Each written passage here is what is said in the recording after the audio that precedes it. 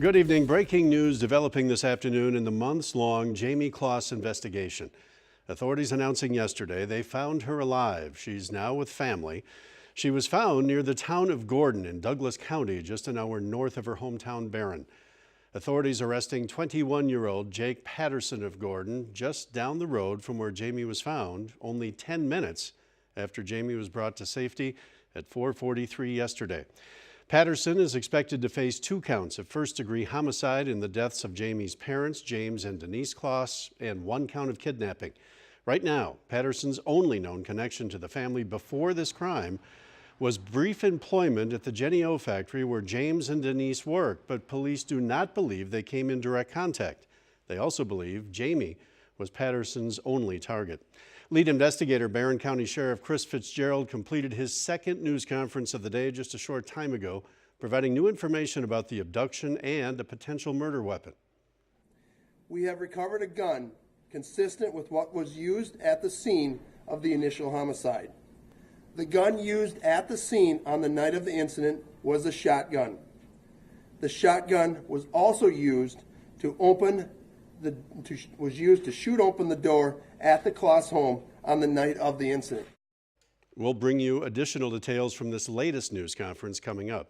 But first, a review of the events over the past 3 months. You may recall Cloys was missing in the early morning hours of October 15th. Police receiving a mysterious 911 call. Dispatchers say they heard yelling in the background but could not make out specifics. They quickly headed to the Cloys residence where they discovered the bodies of James and Denise Cloys. They had been shot. Jayme was not there. Investigators saying they had little to work with. I can comment that there's been no other similar cases of violence like this in the community since the date of the incident, but I wish I knew a motive. I wish I knew why this took place. Within the first few days, investigators launched a number of ground searches covering extended areas around the Cloys home. They recruited hundreds of volunteers who came from around the nation. Over the past 3 months, investigators also receiving thousands of tips. Unfortunately, no evidence found from those searches, and the tips led nowhere. Dozens of awareness efforts began, initiated largely from the community. Most recently, this was printed on the side of a semi-trailer last week, hoping to keep the national spotlight on the then missing teen. Then yesterday afternoon, just after 4:30, police say Jayme approached a woman in northern Douglas County near the town of Gordon, about an hour north of Barron. Here's a map of that area. Police say Jayme approached the woman walking her dog. The woman recognized Jayme.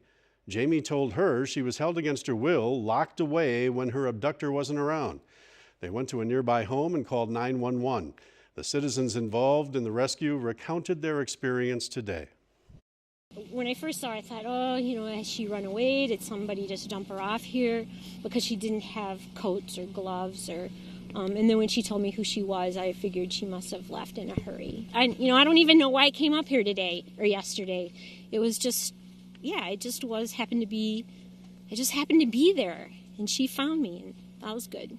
Absolutely knew it was her. We've seen her picture a million times around here. She looked exactly the same as she did in her picture, a little bit thinner, I would say, and then she looked really tired and like she's been fighting a battle for weeks. She said, no, I did not know him until he came to the house. And then she said, he killed my parents and took me, and that's what she said. Within 10 minutes of police bringing Jayme to safety, they arrested the suspect based on Jayme's description. Again, that suspect, 21-year-old Jake Thomas Patterson, arrested just down the road from where Jayme was brought to safety after escaping captivity. Patterson has no criminal history in Wisconsin. Police believe when Jayme escaped, Patterson was not in the home. When he was arrested, they believe he was out searching for her. Right now, he is the only suspect. Sheriff Fitzgerald said this morning during the first news conference, Jayme's spirit is the reason for her safety.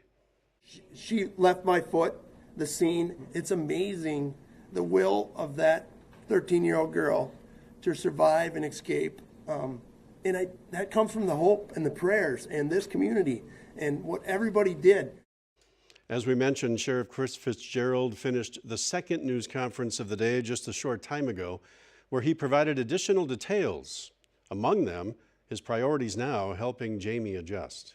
We're not releasing any evidence about Jayme's condition at this time, except she's talking, and she communicated with our team up there, and she was released from the hospital. I think those are all great things to talk about, and to move forward with this recovery purpose. I mean, Jayme is the hero in this case. There's no question about it, and she's the one that helped us break the case. I'm not looking to put pressure on Jayme or her family. We want to reunite her. Fitzgerald says there's still a lot they're continuing to learn about the suspect, 21-year-old Patterson. I'm not into the criminology of that, of somebody's mind, but yeah, this case from day one has concerned me. The volatility of this crime, to shoot 2 people and kidnap a 13-year-old girl, is very concerning. And so, we want to get the answers that you guys all want, that we want to give to Jayme, and we want to give to the court so that we can get a conviction. You can watch today's news conferences in their entirety on our website, WXOW.com. The suspect, Patterson, expected to be in Barron County Court Monday. We will learn more information from investigators then, and we hope you stay tuned to News 19 for complete coverage on the Cloys investigation. We want to change the topic now for a moment, talk about our forecast. Check of the weather. Alyssa's here with that. Alyssa.